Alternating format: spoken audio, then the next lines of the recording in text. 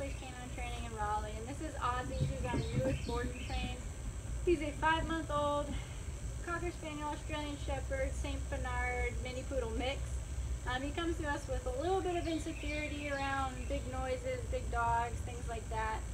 He's also a little jumpy with his mom, people coming over to the house. So we're really going to work on meeting new people and stability and things like that. So I'm going to show you what he knows now. Ozzy, come. Ozzy, come. Good boy. Ozzy, sit. Ozzy, sit. Sit. Ozzy, down. Down. Ozzy, down. Down. Ozzy, Ozzy, heel. Ozzy, heel. Heel. Heel. So as you can see, he's got some confidence issues. He's still really nervous. He just met me a little bit ago. So we're going to work on all of that, and then we're going to show you what he knows in 2 weeks. Down.